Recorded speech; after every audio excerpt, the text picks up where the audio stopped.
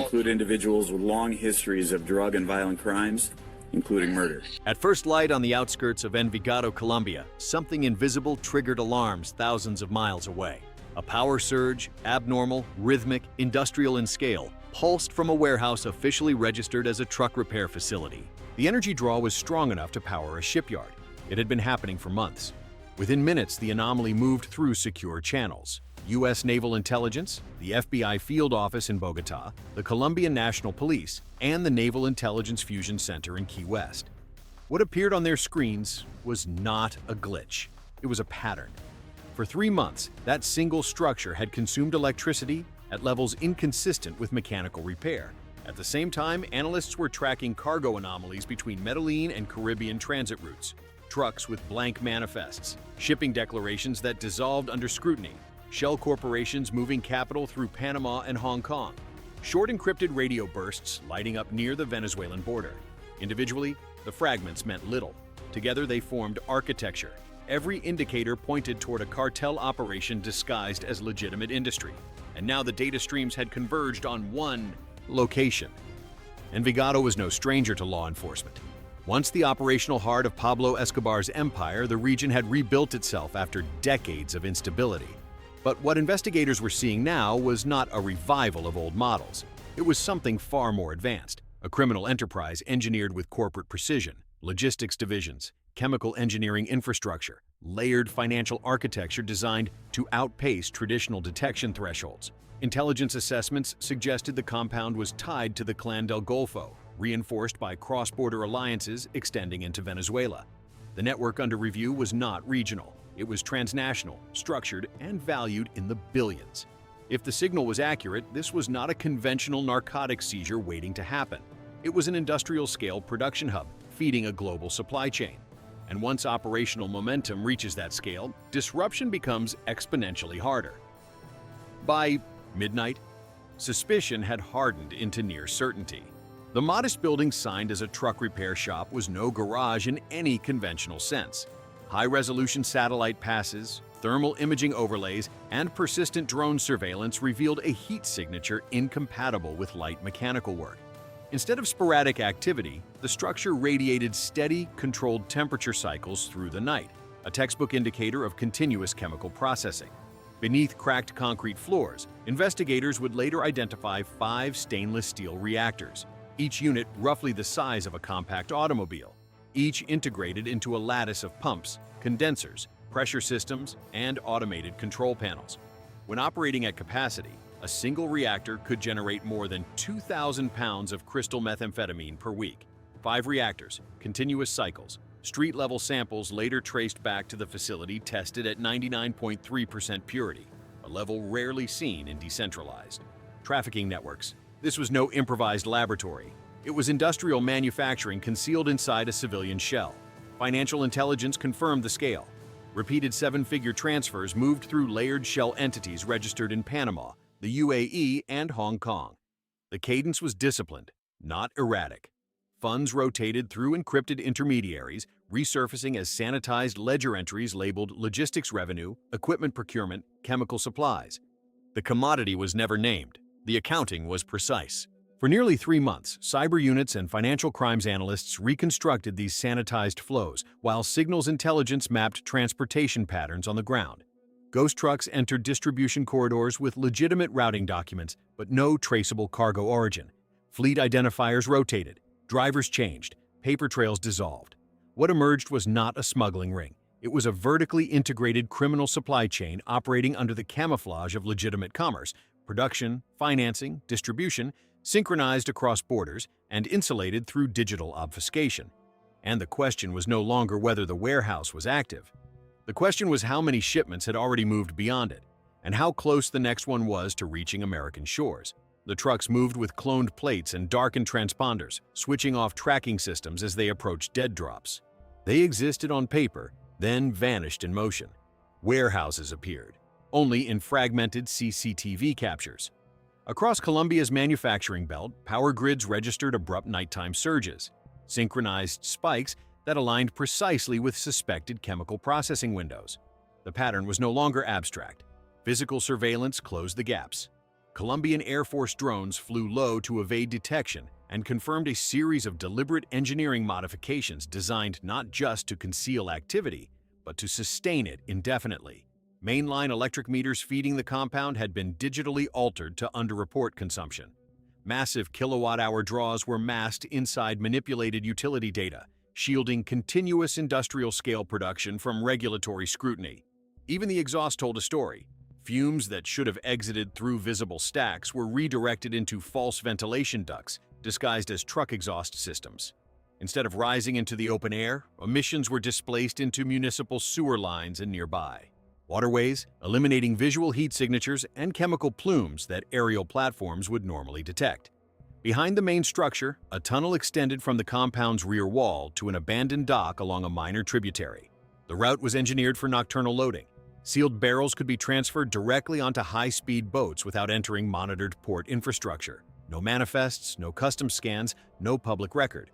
Between October 8th and 10th, the intelligence picture tightened. Satellite constellations tracked a convoy of box trucks departing Envigado and heading north toward a remote port outside Barranquilla. Weeks earlier, investigators had covertly placed a GPS beacon on one suspect vehicle. As it neared the shoreline, the signal reactivated. Confirmation. The cargo, estimated at 4,000 pounds of methamphetamine base, was being staged for maritime transfer. Analysts calculated downstream retail values based on purity levels and distribution tiers. Each shipment, once diluted and dispersed through U.S. markets, carried a conservative retail valuation approaching $200 million. The observed 3-week rotation cycle suggested an annual transportation capacity of roughly 10,000 kilograms. That projection changed everything. This was no longer a regional trafficking operation. It was a transnational revenue engine, one capable of distorting illicit markets and financing parallel structures of influence across borders. Inside the Joint Command Center, operational tempo accelerated. Drone feeds, intercepted radio fragments, financial movement snapshots, and satellite overlays fused in real time across analyst workstations. The atmosphere shifted from investigative to strategic. If the cartel sustained its rhythm, projected annual revenues would rival export sectors in smaller national economies. Intelligence officers framed the numbers in comparative terms to convey scale. The problem was no longer tactical. It was structural.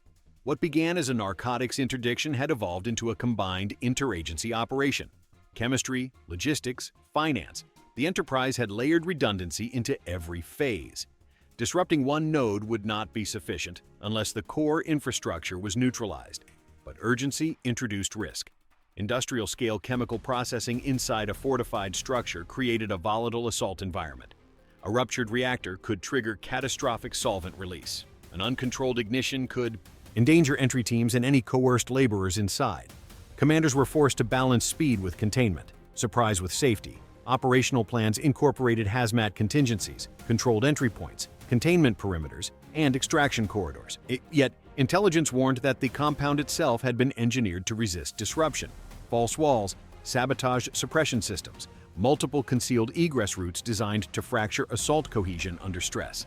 The site was not merely hidden. It was hardened against kinetic response. The stakes were both human and strategic.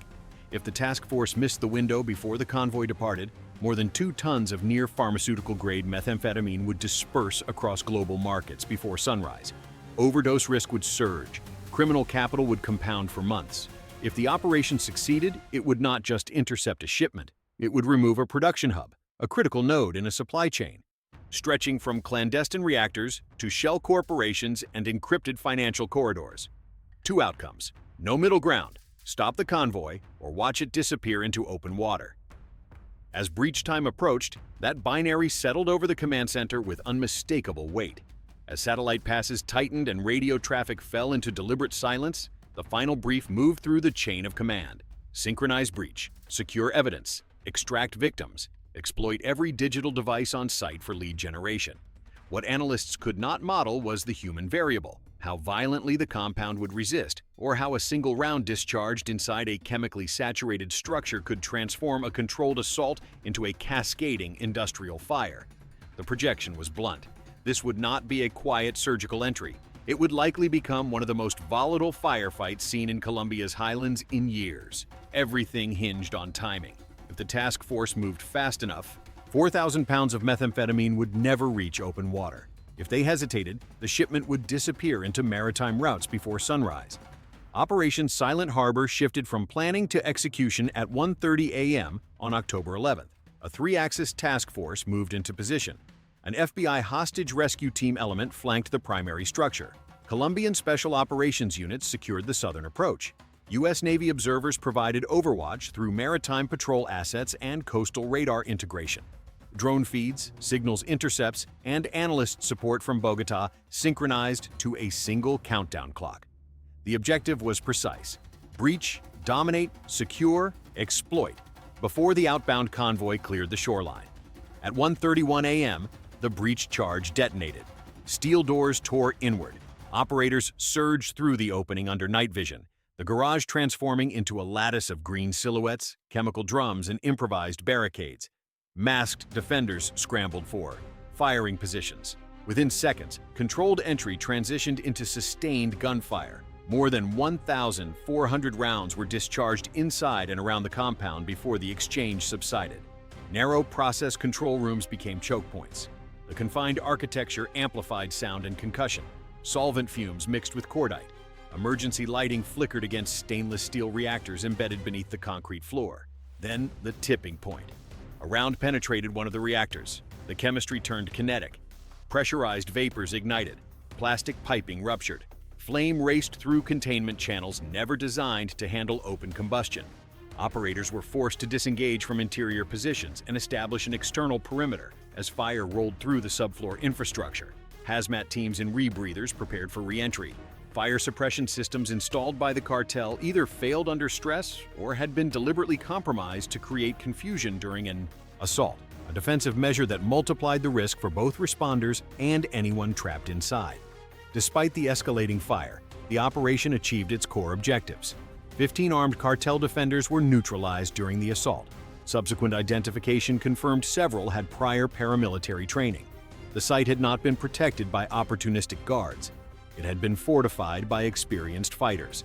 Behind a false wall and beneath scorched concrete slabs, teams uncovered industrial quantities of crystal methamphetamine, so pure and so concentrated that forensic chemists later relocated sampling operations to off-site laboratories to prevent cross-contamination. In total, more than 6,000 pounds of near-pharmaceutical-grade methamphetamine were seized. The volume represented tens of millions of retail doses and a direct, measurable rupture in the organization's production pipeline. But the human dimension reshaped the narrative. 5 workers were discovered, chained inside a rear vault. Signs of forced labor were evident. Chemical burns, respiratory trauma, prolonged exposure to caustic reagents. They had been operating inside a sealed industrial environment with no protective safeguards. Medical teams initiated emergency stabilization, while investigators conducted rapid interviews to establish both criminal liability and humanitarian evidence. Those interviews produced the first actionable leads linking the Envigado facility to additional suspected installations. Even as firefighters suppressed hotspots, forensic units began scene exploitation. Mobile laboratories cataloged reactor assemblies, condenser arrays, and improvised distillation columns. The engineering design reflected structured industrial planning, not improvised backyard chemistry. Parallel to the physical sweep, digital exploitation teams began triaging seized devices: hard drives, encrypted phones, portable radios, each potentially containing GPS trails, shipment, schedules, financial routing instructions. Heat, smoke, and deliberate wiping protocols threatened data integrity. Analysts raced against degradation, extracting fragments of metadata, partial logs, time-stamped coordinates. Even corrupted drives yielded timelines. By dawn, the compound stood as a burned-out shell. But strategically, the damage extended far beyond the structure itself. The raid had intercepted a shipment, destroyed a production node, and forced exposure of the cartel's maritime timetable. Routes, rotation cycles, and staging procedures were no longer theoretical models. They were documented. The network had lost more than product. It had lost concealment. And in operations built on precision timing, once that veil is removed, every subsequent movement becomes easier to predict. As ground teams stabilized the burned compound, intercepted chatter began to shift the battlefield offshore. Fragments pulled from seized radios and encrypted satellite devices indicated outbound coordination near the Venezuelan coast. The land raid had disrupted production, but whether the disruption would be temporary or structural depended on what happened next at sea. At 3 a.m., decrypted coordinates recovered from a confiscated satellite phone aligned with maritime radar anomalies. Two freighters were idling approximately 35 nautical miles off Venezuela's Paria Gulf, San Miguel, Corazon del Sur, both registered under shell corporations linked to Curaçao and Hong Kong. U.S. naval intelligence confirmed the pattern. The vessels were not incidental. They were the next transfer node in a multi-billion-dollar chain, and preparations were already underway to offload narcotics to fast boats bound for the Lesser Antilles. An MH-60R Seahawk helicopter cut through the pre-dawn darkness, its sensors sweeping heat signatures across the water. 3 radar returns moved in tight formation below, small, fast, heavily armed. At 3:19 a.m., the calm broke. Tracer fire erupted upward, streaking past the helicopter's fuselage. The escort boats had opened fire first, heavy machine guns mounted on modified fishing hulls. The pilot banked aggressively as the door gunner responded with controlled bursts from a GAU 21.50 caliber system. One speedboat disintegrated under sustained fire, flames spilling across the surface of the sea. 20 nautical miles away, a U.S. Navy destroyer authorized forward movement. 2 RHIB assault teams, rigid hull inflatable boats carrying 12 operators each, accelerated toward the freighters. Rotor wash, gunfire, breaking surf. From the deck of San Miguel, cartel defenders returned disciplined fire, rifles, grenade launchers. The first RHIB was forced momentarily offline. Naval gunners aboard the Seahawk suppressed upper deck positions, shredding railings and forcing shooters to retreat. Under that cover, boarding teams latched onto the hull. They climbed into live fire. The engagement lasted less than 8 minutes but unfolded in close quarters across narrow, fuel-slick gangways. By 3:28 a.m., organized resistance collapsed. 17 cartel operatives were captured alive, several wounded. Below deck, agents uncovered 2,100 pounds of methamphetamine concealed inside sealed drums, labeled as industrial solvent. Another 1,900 pounds had been hidden inside buoyant tanks the crew had attempted to jettison overboard during the firefight. Combined estimated street value exceeded $350 million, but the cargo was only part of the seizure. Inside the freighter's hold were falsified manifests, encrypted radio systems, and hardened storage drives identical in configuration to devices recovered at the Envigado Superlab. The digital architecture matched, the routing schedules matched. The inland production facility and the maritime transfer network were components of a single integrated system. As dawn approached, forensic inspection revealed additional modifications: false bulkheads, reinforced compartments, concealed storage cavities engineered for repetition. Evidence logs would later confirm a 3-week rotation cycle linking Venezuela, Panama, and Trinidad under falsified agricultural trade documentation. Each voyage masked by counterfeit bills of lading and digitally generated customs stamps produced through compromised servers. Navy divers swept the surrounding waters and recovered additional floating containers, still sealed and buoyant. Field chemical analysis confirmed high-purity methamphetamine bound for North American markets. Each barrel represented millions in projected profit. Together, they represented something more significant: an industrial narcotics economy moving through the same sea lanes as legitimate global commerce. Within hours, a combined maritime task force secured both vessels and redirected them toward a protected naval facility. Intelligence officers began immediate exploitation of onboard electronics. Encrypted drives were isolated, shielded, and prepared for forensic extraction. Inside those systems lay shipping timetables, financial routing matrices, and potentially the upstream command nodes of the syndicate. For U.S. and allied agencies, this was no longer a single interdiction. It was a stress test of modern maritime enforcement against a criminal network operating with corporate discipline and military-style redundancy. The adversary did not launch missiles. It launched shipments, timed, layered, encrypted. As the sun rose over the Caribbean, smoke drifted across the water from the wreckage of a destroyed escort boat. On land, a superlab lay in ruins. At sea, a convoy had been stopped. But the broader question lingered inside command channels. Had the task force dismantled a network or merely forced it to adapt? The water shimmered gold at first light, reflecting both victory and warning.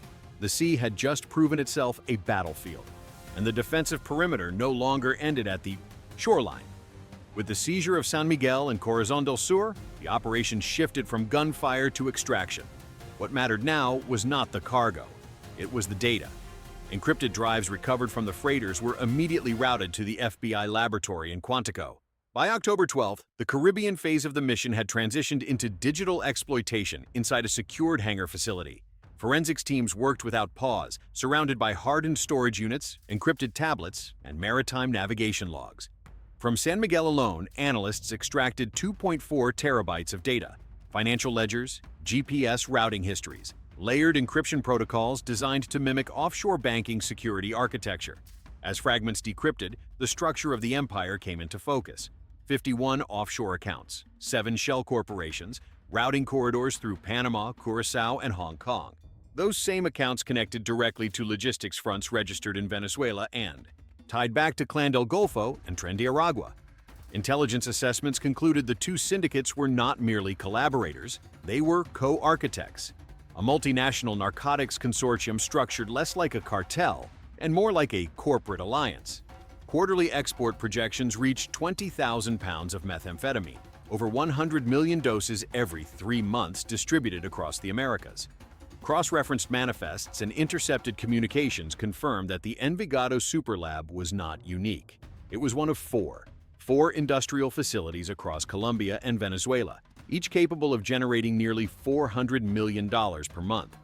Combined annual revenue estimates approached $5 billion, comparable to the GDP of smaller nation-states. This was not the cartel model of past decades. It was operationalized industry. Accountants replaced foot soldiers. Chemists replaced street cooks. Logistics managers replaced smugglers. But enforcement remained ruthless. At Quantico, internal briefings described Operation Silent Harbor as a template for modern counter-network warfare, a synchronized campaign across land, sea, and cyberspace. Interagency coordination between the FBI, U.S. Navy, and Colombian Special Operations units demonstrated how military-grade precision could disrupt a criminal enterprise engineered to function like a multinational firm. Yet beneath the operational success was a sober conclusion. The threat had evolved. The modern cartel does not hide in jungles or alleyways. It embeds itself in digital ledgers, shipping algorithms, and legitimate-looking logistics corporations that blur the boundary between commerce and crime. Money laundering has scaled. Trade routes have been weaponized. The infrastructure of globalization has become a delivery system. As cleanup crews sealed the burned remains of the Envigado facility, confirmation came in, 4 laboratories dismantled, more than 10,000 pounds seized. Across land and sea, dozens of senior operatives captured. But the recovered data hinted at something larger still. A shadow economy stretching across 3 continents, influencing port contracts, freight networks, and financial corridors with quiet precision. Operation Silent Harbor was a victory. It was also a warning. The next generation of cartels does not rely on tunnels or street wars. It builds supply chains. Its weapons are encryption, finance, and technology. And while one fleet burned on the Caribbean horizon, the blueprint for globalized crime remains alive in the digital domain. If a $5 billion narcotics enterprise can operate with the sophistication of a technology company, the question becomes unavoidable. How many more are structured the same way, but have not yet been exposed? State Tone follows the systems behind the headlines, the networks, the logistics, and the power structures shaping events long before they surface. If you want to understand how these operations unfold and where the next fault lines may appear, stay with us. Because the next operation is rarely announced in advance.